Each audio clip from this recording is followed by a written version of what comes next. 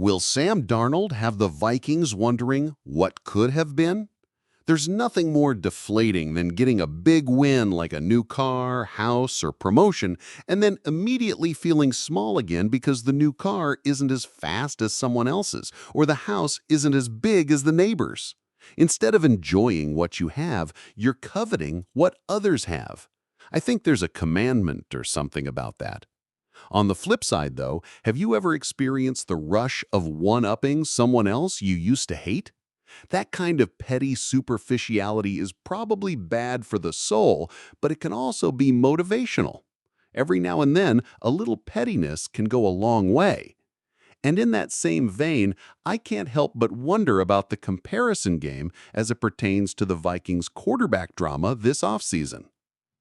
The Vikings spurned the advances of three quarterbacks this offseason: Sam Darnold, Daniel Jones, and Aaron Rodgers, in lieu of J.J. McCarthy, their heir apparent. But as more details have come out, it's become increasingly clear that the decision they agonized the most over wasn't Jones or Rodgers, but the guy they had in-house. Sam Darnold had an incredible season last year, even with a few warts on his resume to close out the season. He was better than the organization ever could have expected, and almost convinced the Vikings to change their long-term plans to turn their fling into a real commitment. As tough as the decision was, though, Minnesota couldn't guarantee him a starting job long-term and didn't match the Seattle Seahawks financially. If you're Darnold, I'm willing to bet there's a small part of you that's petty enough to root against McCarthy. Maybe he's a bigger man than I am. Still, it boosts my ego a bit to think of Kwesi Adofo-Mensah and Kevin O'Connell looking at me killing it in Seattle and wishing they'd picked me over the unproven commodity out of Michigan. Athletes are always finding reasons to manufacture a chip on their shoulder, and this one feels pretty automatic. Will McCarthy vindicate all the doubters who questioned Adofo-Mensah and O'Connell for their decision? Or will Darnold get to enjoy some schadenfreude at McCarthy's expense? Darnold's outlook for his Seattle tenure is interesting.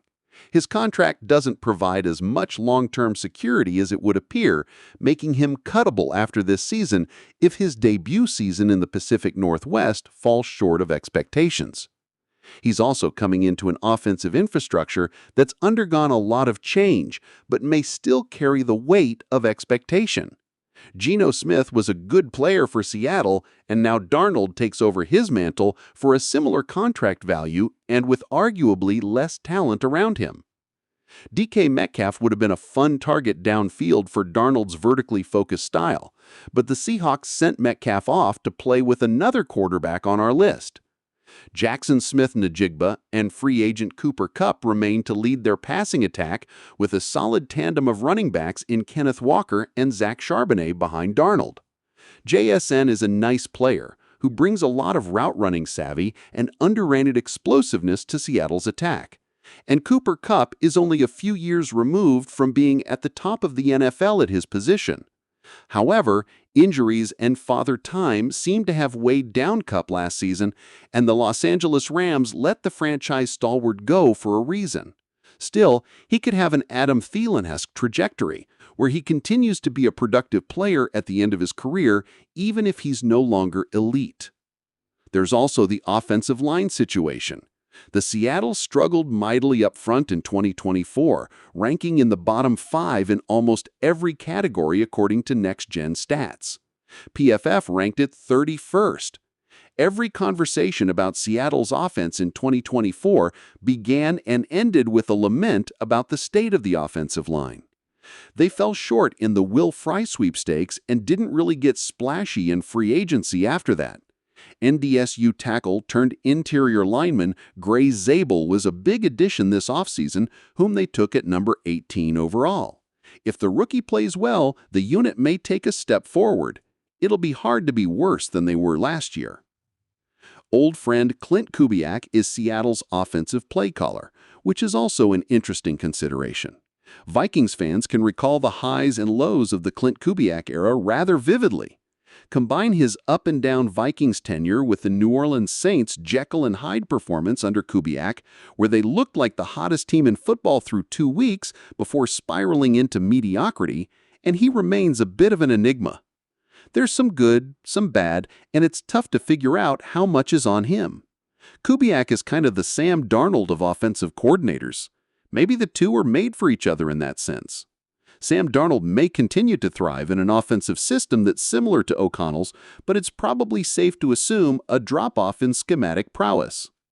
So we've got questions at receiver, major concerns on the offensive line, and an enigmatic play caller who may or may not be any good. Those are all circumstances Darnold didn't have to overcome in 2024, other than some similar concerns on the interior of the offensive line. Even then, I'd argue Seattle is in a tougher spot than Minnesota was this time last season. Then we have McCarthy. Much has been made over the incredible situation he's stepping into, and it's been well earned. McCarthy will throw to Justin Jefferson, the best receiver in football, with elite number 2 and number 3 options in Jordan Addison and T.J. Hockenson. He has a revamped offensive line with the addition of Will Fries, Ryan Kelly, and first-round pick Donovan Jackson on the interior, and 2 good running backs in Aaron Jones and Jordan Mason behind Darnold. He also has an elite play caller in Kevin O'Connell and an exciting defense led by Brian Flores on the other side of the ball. It's picture perfect. To be clear, I expect McCarthy to play at a level below Sam Darnold played last season. Darnold was incredible last season, but the infrastructure around McCarthy, which was made possible by his rookie contract, combined with the long-term upside of his development, makes the decision to move forward with him a no-brainer. Even if he's a step below Darnold's performance from last season, it'll take an impressive effort from Darnold in Seattle to outplay McCarthy in 2025. Even if Darnold is exactly the same player he was in 2024, he still struggled when the team around him couldn't lift him up. And now if he's racing McCarthy, he's doing so in a serviceable Honda Civic while J.J. drives the Ferrari. He'd need McCarthy to really crash and burn for a chance to win that race. All pettiness aside, I'm rooting for Sam.